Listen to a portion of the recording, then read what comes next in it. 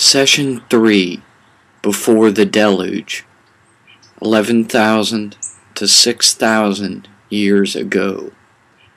Part 1, Prehistory. Following the Kebaran cave dwellers, the semi-sedentary Neolithic Natufians invented agriculture, the wheel, jewelry, and sculpture.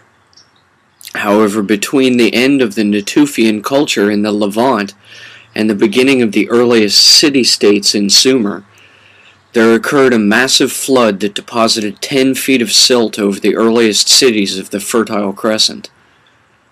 Following this, Sumerian culture arose, as if fully formed, in possession of a written alphabet, a token exchange economy, and a social class structure. The post-Sumero-Akkadian Babylonian kings list describes the 8 kings who reigned in 5 cities prior to the flood, thus: After the kingship descended from heaven, the kingship was in Eridu. In Eridu, Alalim became king. He ruled for 28,800 years. Alalgar ruled for 36,000 years. 2 kings. They ruled for 64,800 years. Then Eridu fell, and the kingship was taken to Bad Tibira. In Bad Tibira, Enmenluana ruled for 43,200 years. Enmengalana ruled for 28,800 years. Dumuzi, the shepherd, ruled for 36,000 years. 3 kings. They ruled for 108,000 years. Then Bad Tibira fell, and the kingship was taken to Larag. In Larag, Ensipid Zidana ruled for 28,800 years. 1 king. He ruled for 28,800 years. Then Larag fell, and the kingship was taken to Zimbir. In Zimbir, Enmendurana became king. He ruled for 21,000 years. 1 king. He ruled for 21,000 years. Then Zimbir fell, and the kingship was taken to Shurapak. In Shurapak, Ubarotutu became king. He ruled for 18,600 years. 1 king. He ruled for 18,600 years. In 5 cities, 8 kings. They ruled for 241,200 years. Then the flood swept over. As we have seen, the most likely candidates for these 5 proto-cities are 1. Eridu, the area of Ain Akri, Eynan Malaha, and Abu Huraya in the Levant. 2. Bad Tibira, the area of Nevel Kore and Gobekli Tepe in northern Mesopotamia. 3. Larach, the area of Jericho and Asikli Hayuk between the Levant and Mesopotamia. 4. Sippur, Katul Hayuk in northern Mesopotamia. 5. Shurapak, near Ain Ghazal between the Levant and Mesopotamia. As I will seek to demonstrate in this lecture, these 5 Neolithic sites in the Levant region correlate to the towns in the Babylonian kings list because the 8 given names of the priest kings who ruled in each also correspond to certain of the pantheon of city-state deities in Sumerian culture. Thus, the kings of ancient villages became deified into gods by the empires that arose after the flood. Session 3a, the Annunaki and Nephilim in Sumerian myth, from prehistory to 4,000 years ago. Before the first written Torah, there was the vocal tradition of biblical myths, which in turn evolved from the original version of a biblical text composed some 8,000 years ago in Sumer. At that time, the lands of Mesopotamia were not a desert as they are now, but were lush and fertile, fecund with flora and fauna. The Sumerians codified the first collection of religious myths, which preserved explanations from prehistoric times for how the world of that time had come to be. For example, this proto-Bible described the reason the Fertile Crescent dried up into a desert as due to a nuclear war between the pantheon that occurred in the region at the end of the Sumero-Akkadian Empire and the beginning of unified Babylon. This work describes aeons of prehistory in much more vivid detail than the Babylonian Kings List's simplified format.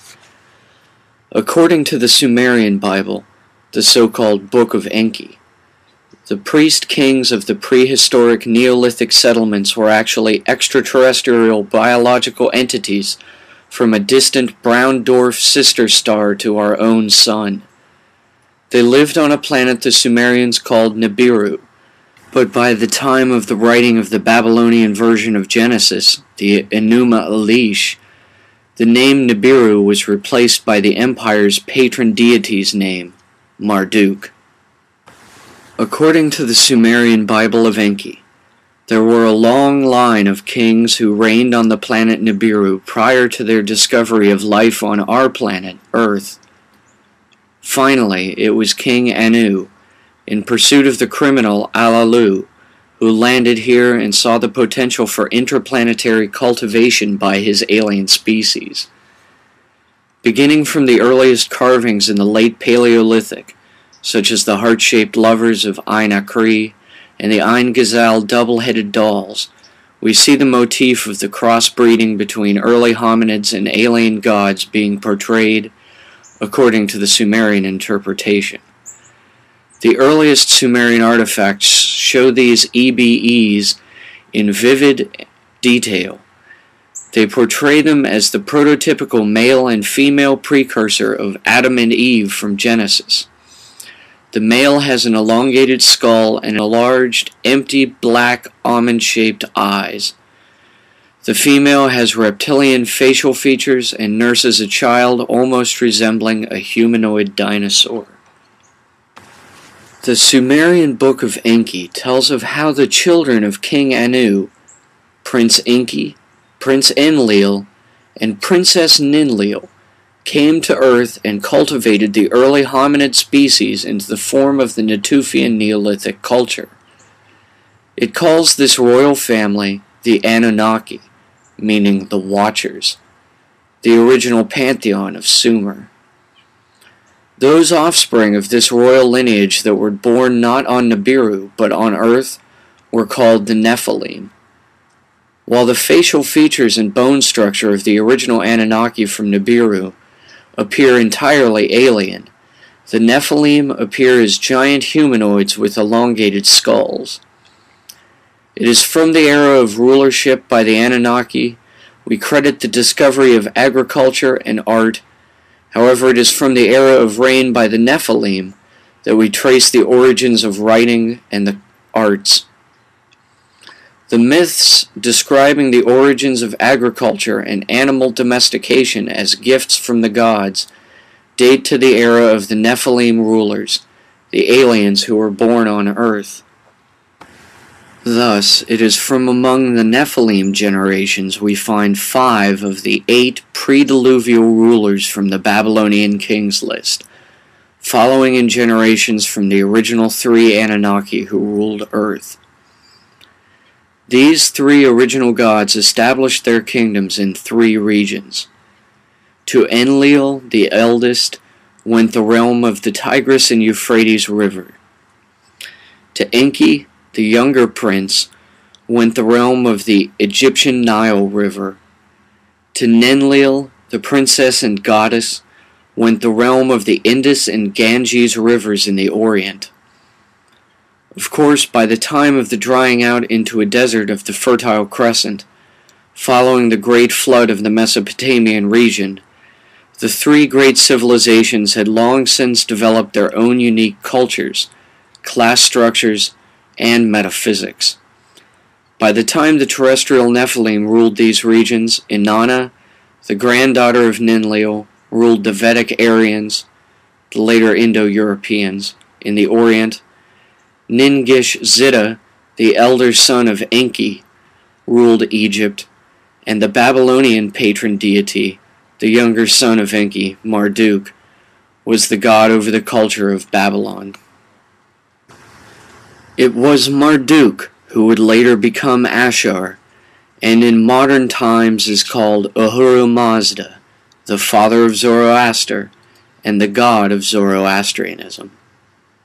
It was said that, following the nuclear war between the Nephilim that left the Fertile Crescent a desert, when Marduk killed Inanna, whose name in Vedic was Kali, Ningish-Zida, whose name in Egyptian was Thoth, fled to the lands we call today South America.